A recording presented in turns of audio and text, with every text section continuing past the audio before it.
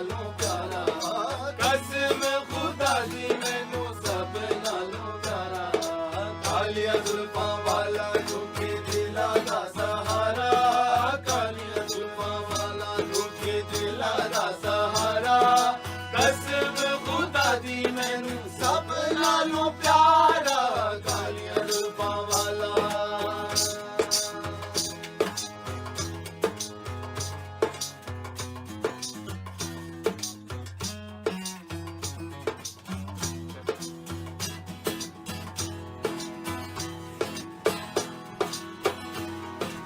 Assalamu alaikum warahmatullahi wabarakatuh, kära bröder och systrar och alla andra ser på. Idag är det med mig Subhan och Assalamu alaikum wa rahmatullahi wa barakatuh med mig Mamoon. så i dagens episode har vi med oss 2 gjester för första gången och vi ska ha i dagens episode i urdu. Så før vi starter, husk å like, subscribe, del og se Drammen Youth Shop Yes. og enter giveaway. Og sesongslutt, så Ja. vi har laget allerede 4 episoder. Ja, så i dag er 5. 5. og siste. Ja. Håper dere skal like det. Ja. La oss starte. Så i dag har vi med oss Karsam, Mohammed Aves og Anka Falak. माशाअल्लाह जी। अस्सलाम वालेकुम रहमतुल्लाहि व बरकातुहू। देखने वाले सारे जितने भी हमारे व्यूअर्स हैं उनको बहुत बहुत हमारे इस चैनल पर खुश आमदीद। और ये एक बहुत अच्छी कोशिश है, काविश है दीन सीखने की, तो इंशाल्लाह आप हमारा साथ देंगे। अस्सलाम वालेकुम। बहुत खुशी हुई यहाँ आकर आप लोगों के साथ, और इंशाल्लाह मैं भी सीखूंगा और इंशाल्लाह आप लोगों से बातें भी करेंगे। तो आज का एपिसोड उर्दू स्पेशल, तो नरवीजे से हम थोड़ा सा अलग उर्दू में। तो आज का थेमा है फ्लॉटर से हज़रत सल्लल्लाहु अलैहि वसल्लम का चले गए। जब उनको वही आई थी। जी है भी। तो कासा से पूछते हैं, कासा वही किस तरह आई थी? तो हज़रत जिब्रील का जो सा वाक़या वो जी आगाज़ करते हैं जी। अस्सलातु वस्सलामु अलैका या सय्यदी या रहमतल लिल आलमीन व अला आलिका व अस्हाबिका या शफ़ीअल मुज़निबीन। नबी मुहतशम सल्लल्लाहु अलैहि वसल्लम का जब ज़िक्र हम करते हैं तो एक जो नसीहत है मैं अपने नाज़रीन के लिए भी और अपने उन बच्चों के लिए भी करूँगा, वो ये है कि जब नबी पाक का नाम आए तो सल्लल्लाहु अलैहि वसल्लम बड़ी मोहब्बत के साथ और बड़ा रुक रुक के ठहर ठहर के प्यार के साथ आपने कहना है। हम गुफ्तगू में ये कहते हैं जी नबी सल्लल्लाहु अलैहि वसल्लम, तो ये एक गुस्ताखी है, तो इससे बचना चाहिए। आज हम जिक्र करने लगे हैं कि आप सल्लल्लाहु अलैहि वसल्लम पर जब वही मुबारका नाजिल हुई तो वो क्या कैफियत थी और उस वक़्त क्या हुआ। मेरी आप तमाम नाजरीन से ये गुजारिश है कि प्रोग्राम को पूरा देखा करें। इंशाअल्लाह आपको पूरा प्रोग्राम देखकर कुछ ना कुछ ज़रूर हासिल होगा। अभी जो हम वही की बात करने लगे हैं, इसमें एक बात जो बड़ी अहम है और हमेशा हमने उसको मिसकंसेप्शन में लिया है और हमारे लिए हमेशा वो कंफ्यूज ही रहती है, वो ये है कि नबी सल्लल्लाहु अलैहि वसल्लम पर जब पहली वही मुबारका नाजिल हुई वो थी इक़रा बिस्मि रब्बिकल्लज़ी खलक़।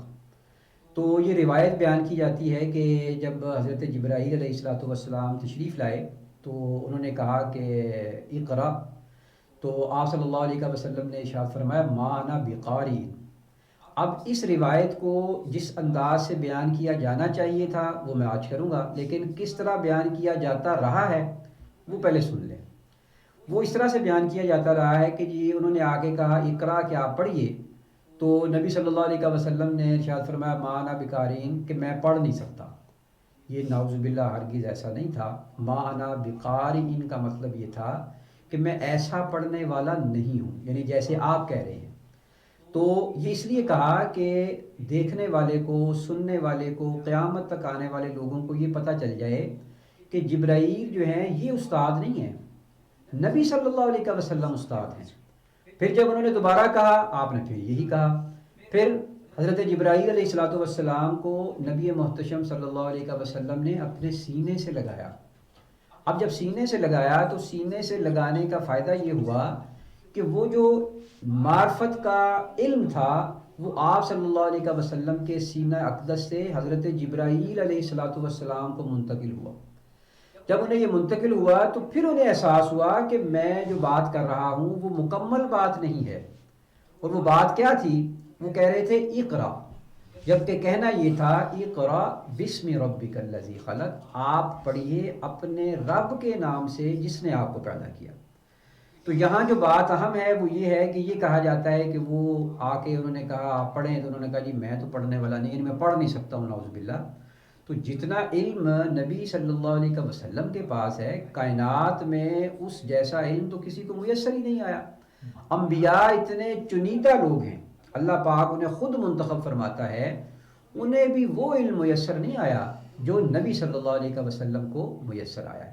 تو یہ پہلی وحی کا جو واقعہ تھا اس میں جو بڑا اہم نقطہ تھا وہ میں نے آپ کے سامنے عرض کیا ہے، اس کو ہمیشہ یاد رکھیے گا اور ذہن میں یہ رہے کہ نبی صلی اللہ علیہ وسلم معلم ہیں، حضرت جبرائیل جو ہیں وہ معلم نہیں ہیں، کیونکہ معلم کا درجہ جو شاگرد ہوتا ہے اس پر زیادہ ہوتا ہے، بڑا ہوتا ہے، تو آپ صلی اللہ علیہ وسلم پر تو کسی کا درجہ نہیں ہے۔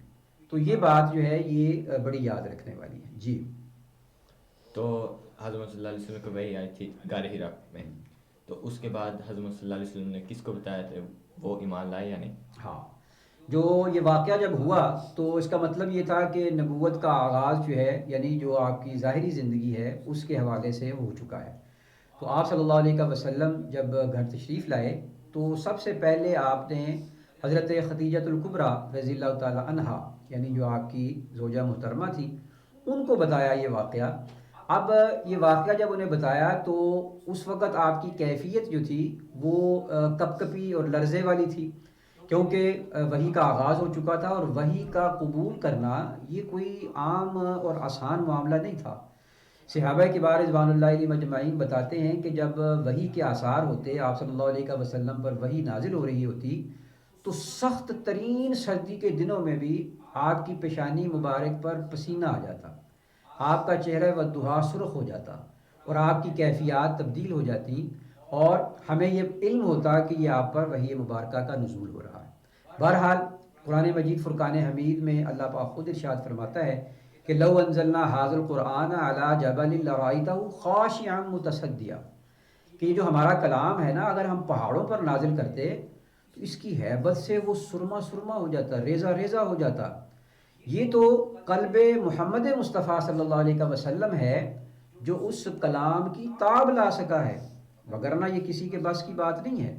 تو جب آپ تشریف لائے تو حضرت خدیجہ الکبریٰ سے اس کا تذکرہ فرمایا اور یہ بتلایا کہ اس طرح سے اقرأ باسم ربک الذی خلق، اس کا وحی کا آغاز ہوا ہے۔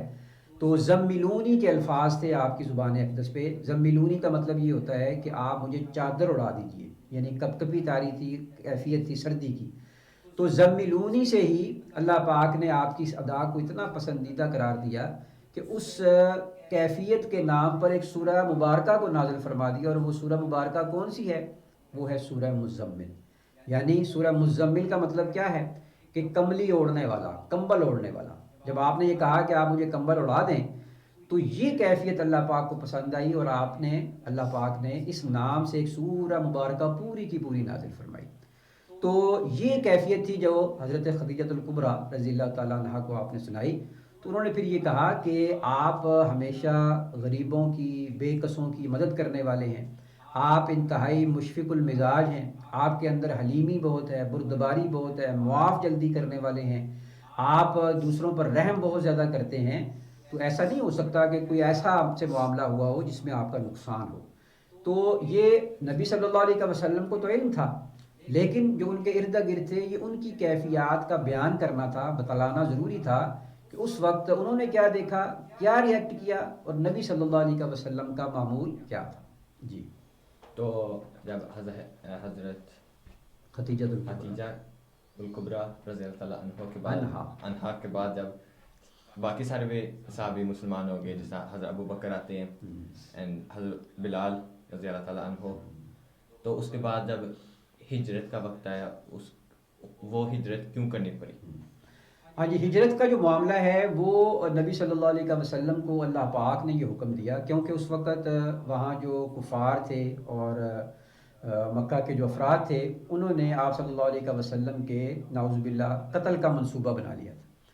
تو اللہ پاک نے آپ کو حکم ہجرت عطا فرمایا، اور پھر وہ جو کیفیت ہے، ہمارے پاس چونکہ وقت نہیں ہوتا تو وہ کیفیت بڑی غمگین قسم کی کیفیت ہے۔ نبی صلی اللہ علیہ وسلم نے جس رات ہجرت کرنی تھی تو اس رات جب آپ دن میں یہ منصوبہ طے پا گیا تو آپ صلی اللہ علیہ وسلم نے خانہ کعبہ کے دروازے سے لپٹ لپٹ کر روئے اور دعا کی، اور آپ کے جو آخری الفاظ تھے وہ یہ تھے کہ اے مالک و خالق، تو جانتا ہے کہ مجھے مکہ سے تیرے گھر سے بہت پیار ہے، اور میں یہاں پیدا ہوا ہوں، جہاں انسان پیدا ہو اسے وہاں کی سے بڑی محبت ہوتی ہے، تو آج میں تیرے حکم پر اس کو چھوڑنے والا ہوں، لہٰذا یہ مجھے پیارا ہے، لیکن جہاں تو چاہتا ہے میں وہاں جاؤں گا، مجھے اب اس جگہ لے جا جو تجھے پیاری ہے۔ تو اللہ پاک نے آپ کے لیے مدینہ پاک کا انتخاب کیا، تو پھر آپ صلی اللہ علیہ وسلم حضرت سیدنا ابوبکر صدیق کے ساتھ مل کے وہاں سے آپ نے ہجرت کی۔ یہ بڑا طویل سا واقعہ ہے لیکن مختصر عرض کر رہا ہوں۔ امانتیں جو تھیں وہ حضرت علی کو رضی اللہ تعالیٰ عنہ کو سپرد کی کہ آپ نے یہ لٹانے کے بعد ہمارے پاس آنا ہے، کیونکہ آپ کا لقب تھا امانت دار، صادق اور امین، تو اس پر حرف نہیں آنا چاہیے۔ تو وہ بحمد اللہ تعالیٰ حضرت علی جو تھے انہوں نے اس فضیلت جو آپ کو ذمہ داری دی گئی تھی اس کو آپ نے بخوبی انجام دیا، اور پھر آپ بھی تشریف لے گئے۔ جی تو میرے بھائیوں بہنوں اور باقی سارے دیکھنے والے، ابھی ہم چھوٹا سا بریک لیتے ہیں، اس کے بعد واپس آتے ہیں۔ امام کے ساتھ چائے، ہر اتوار مغرب سے عشاء، مسجد درم تشریف لائیں اور دلچسپ موضوعات پر گفتگو کریں۔ السلام علیکم ورحمۃ اللہ وبرکاتہ۔ ناظرین و حضرات، آج ہم ایک بریک سے واپس آئے اور آج ہم پھر سے شروع کرنے لگے ہیں۔ سو میرا کوشچن ہے، صلی اللہ علیہ وسلم وہ مدینہ پہ آئے، وہ کیا ہوئے ادھر مدینہ پہ کیا ہوئے؟ بسم اللہ الرحمن الرحیم، اللہم صلی اللہ سیدنا مولانا محمد وعلی آلہ وسلم۔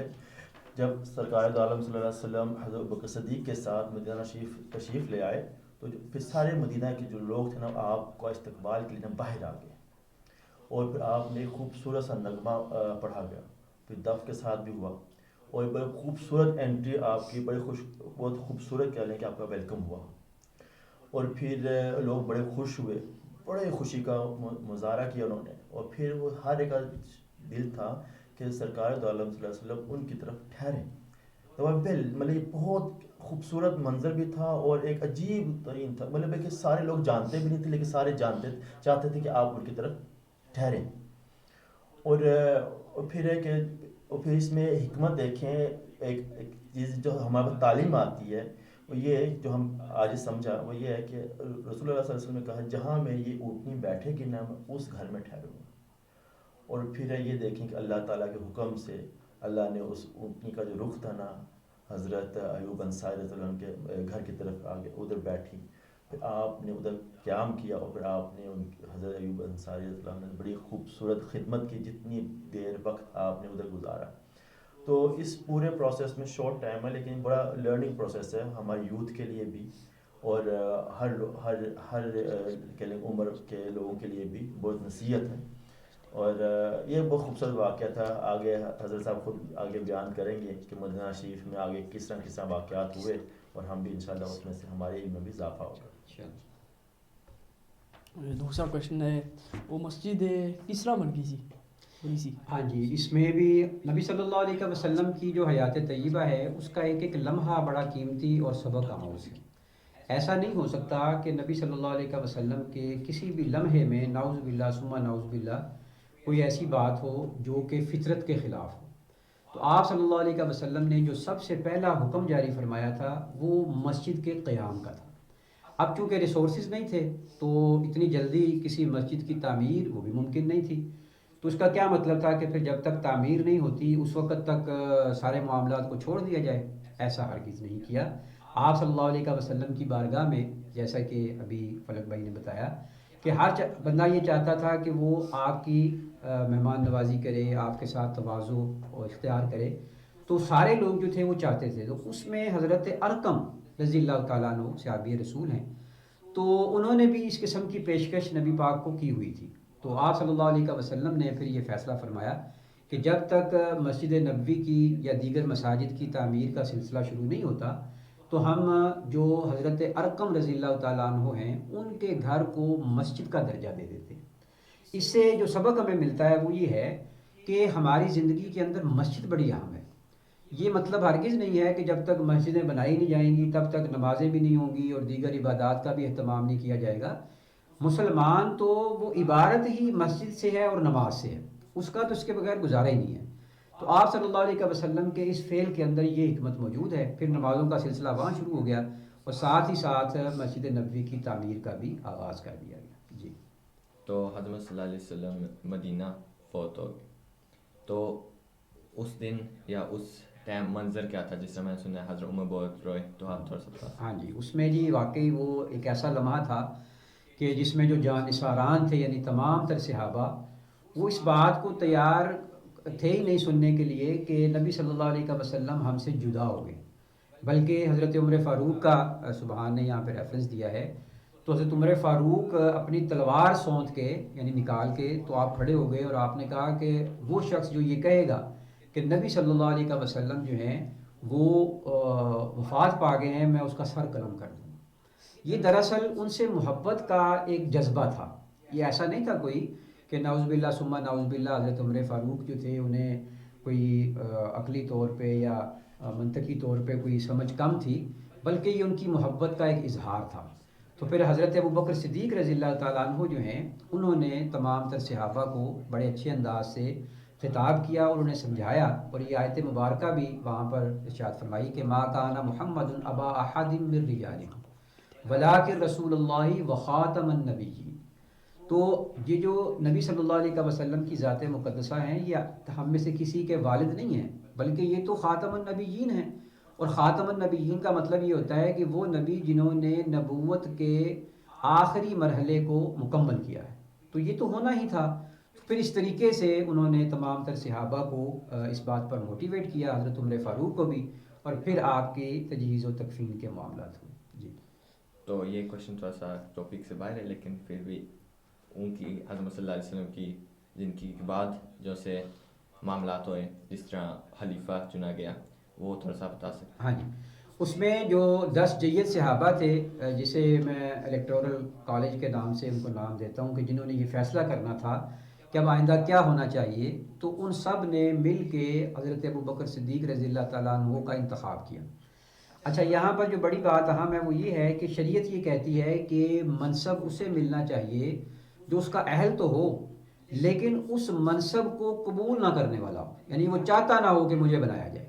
یہاں تو ہوتا نا ہمارے یہاں ہر کوئی چاہتا ہے جی مجھے صدر بنا دیں، مجھے وزیر اعظم بنا دیں، مجھے فلانا وزیر بنا دیں. تو شریعت جو ہے وہ یہ کہتی ہے کہ صلاحیت ہونی چاہیے لیکن وہ اس قیادت کو قبول نہ کرنے والا ہو. تو حضرت ابوبکر صدیق رضی اللہ تعالیٰ عنہ کو جب یہ کہا گیا تو آپ نے فرمایا کہ نہیں، میں اس کا اہل نہیں ہوں. تو اہل تو آپ تھے، اور اس کا کرائیٹیریا یہ تھا کہ جب آخری ایام میں نبی صلی اللہ علیہ وسلم کی وفات سے قبل آپ صلی اللہ علیہ وسلم نے حضرت ابوبکر صدیق کو امامت کے لیے منتخب فرمایا اور خود ان کی اقتداء میں نماز کی ادائیگی کی.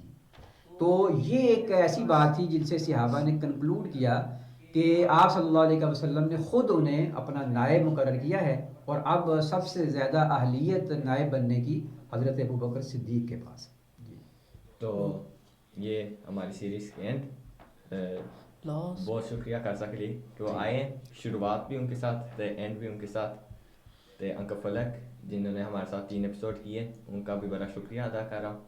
تو یہ تھی میرے نبی کی شان. ماشاءاللہ. تو شب برات بھی آنے لگی ہے اس کے ماندان، تو اس کے لیے بھی آپ ویڈیو بنا دیں، ویڈیو بنا اس کے لیے بھی آپ شامل ہوئے. شب برات کی رات بہت قیمتی ہے جدھر اللہ تعالیٰ ہر گناہ معاف کرتا ہے. تو ابھی ہم نوشت کے واپس آ جاتے ہیں. سو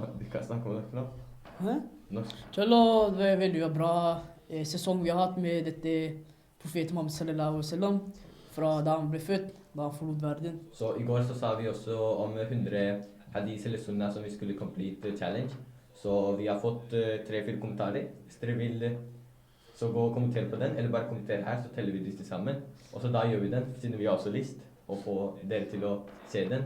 Og sånn at vi får noe annet enn bare podcaster. Så husk giveaway, og så husk like, subscribe, del, følg oss på TikTok, og husk D-Webshop. Kjøp produkter. Vi har fortsatt, lageret vårt er fortsatt fullt, så bare gå og kjøp til Ramadan, og Ramadan kommer også snart. Og dette her var end of the season. Tusen takk for meg, og Mamoun, og Karsav, og Anka Falek, for at de kunne være med. Og være med i de få episodene vi hadde, i 5 episoder. Så neste uke så starter vi med Ramadan. Så tusen takk for meg. mine søstre og brødre. Så det var oss. det var oss. Assalamu alaikum wa Assalamu rahmatullahi wa alaikum. barakatuh.